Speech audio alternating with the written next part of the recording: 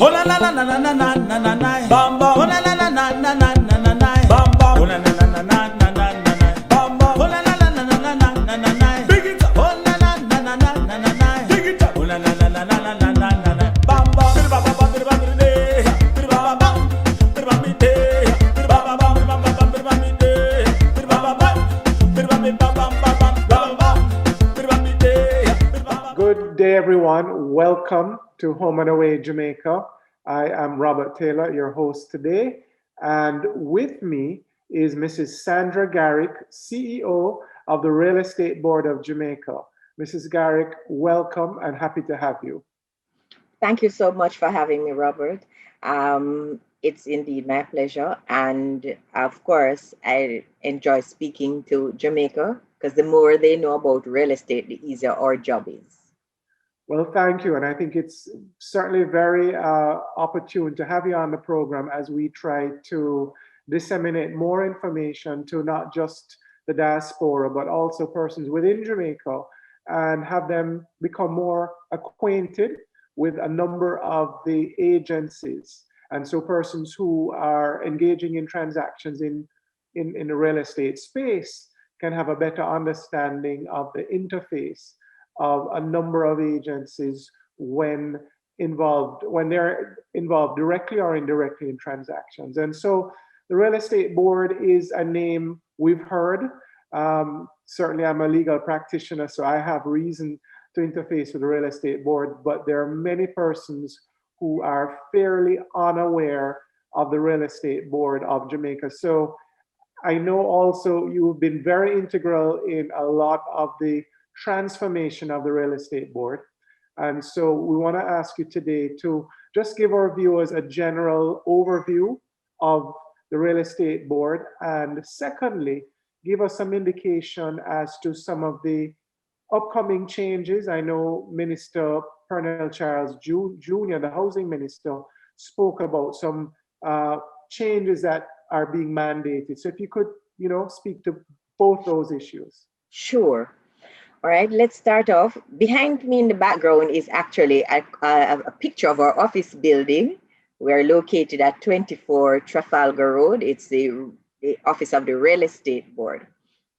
The Real Estate Board is mandated to register and license practitioners who sell real estate and also register developers.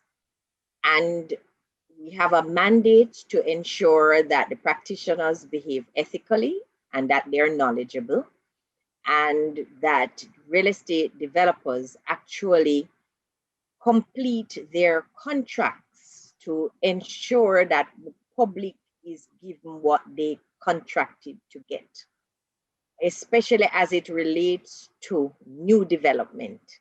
So we actually supervise developers to ensure that they fulfill their contractual obligations to purchasers. Because when purchasers are buying on a plan, they can't actually see to ensure that they're getting what it is that the developer would have promised. And so part of our duty is to ensure that their funds are treated in accordance with the law, that they actually complete the contract and get what it is they're actually contracted to get in as part of the agreement. So therefore, we actually register the developer and then monitor the development to its completion. And if they've used purchasers' funds as part of scheme financing, the developer has to advise the board, lodge a charge in favor of the board, and that charge is like a mortgage that actually protects the purchasers, and the board will not release that charge until the board is assured that the purchaser can actually get the property that they had entered into the agreement to get.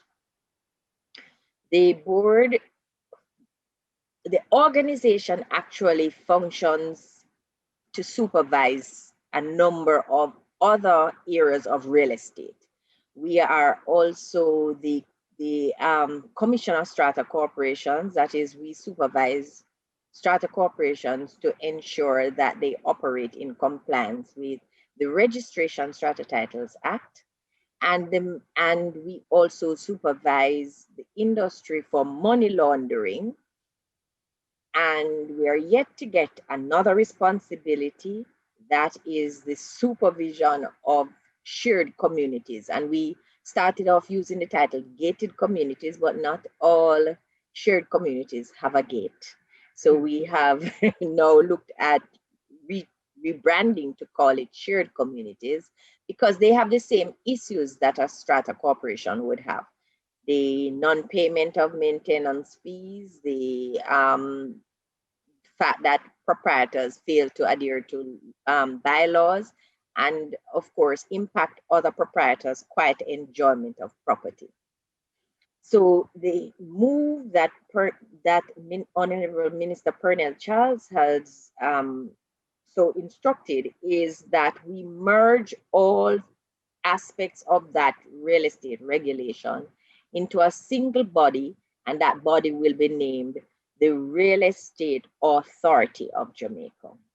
The transition is far afoot. It means reorganizing ourselves so that we work seamlessly and that information is shared from one body with the next. So if you would think of real estate development, a developer would have put in place a totally new strata corporation, and then it literally hands it over to the commission for the commission to regulate the day-to-day activities. So it's seamlessly things will be shared within the organization. As it currently happens, the organization has to treat the strata as one entity and the real estate arm as another entity, producing separate annual reports, separate audits, all of that, because they are under separate legislation.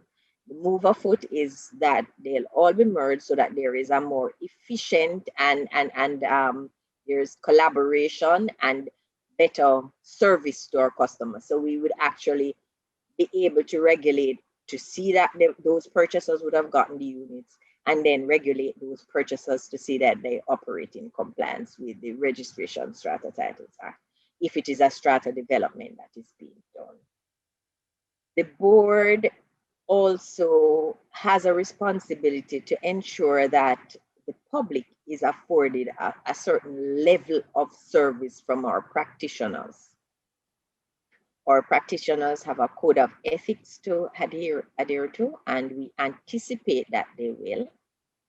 And also, if there are any challenges with both how the beta dealer, salesman, or a developer operates, then we operate a complaint department, and that complaint department will actually look into any issues that arise out of these complaints. And sometimes there are times when we get complaints that we have to refer persons to other authorities because what they're complaining about has nothing to do with our regulations.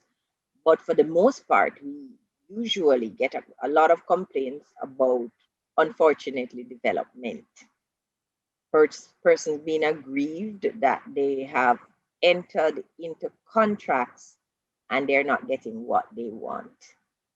We advise the public, first and foremost, to ensure that if you are engaging the services of a practitioner, be it a dealer, salesman, or a developer, first go on our website, which is www.reb.gov.jm, to ensure that you're dealing with someone who is registered, and if it's a dealer or salesman, licensed.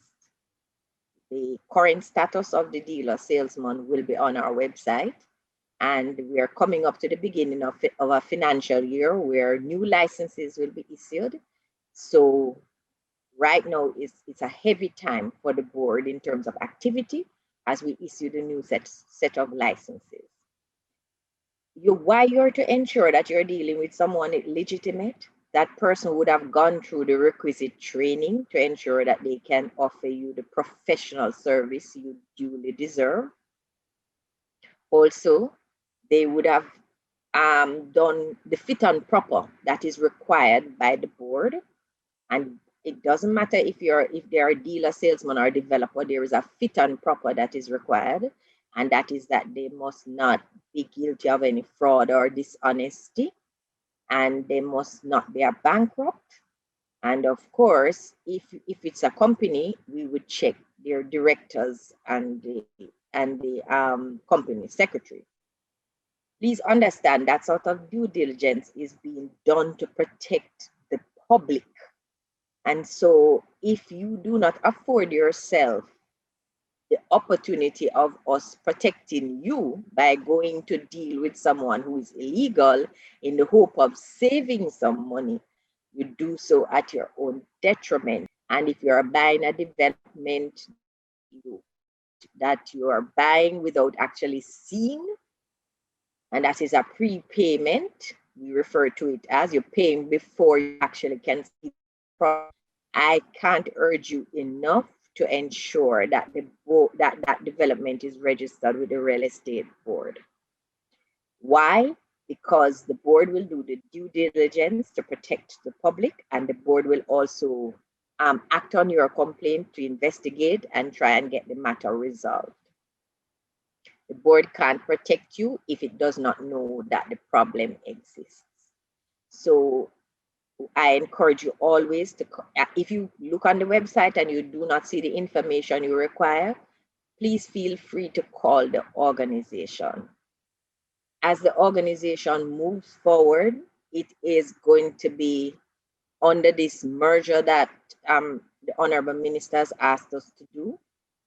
It is going to also improve in efficiency as well. It's going to use the opportunity to incorporate technology in its operations, and it's currently putting in place a client license management system as part of this upgrade that the minister would have asked us to do, where things are more electronic, and so there is a process flow, and it is easier for our officers to see things that are going wrong and be more proactive.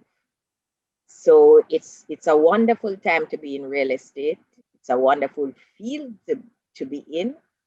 And this industry is so dynamic. It is constantly changing, constantly improving. And I don't know if you are aware, Robert, that it was the only sector that actually showed any growth during this COVID period. And it has not slowed down any. If we use our registration in-house as a sign, we got more application for registering developments last year. And so far, we have not seen any slowdown since the beginning of this year. So it's a wonderful field to be in, but gone are the days when persons in the field can behave as if they are cowboys operating from the back of their cars. That will not do anymore. John Public deserves a professional behavior, professionally trained person to deal with them, acting in a professional manner, and the board is there to ensure that all real estate professionals behave like professionals.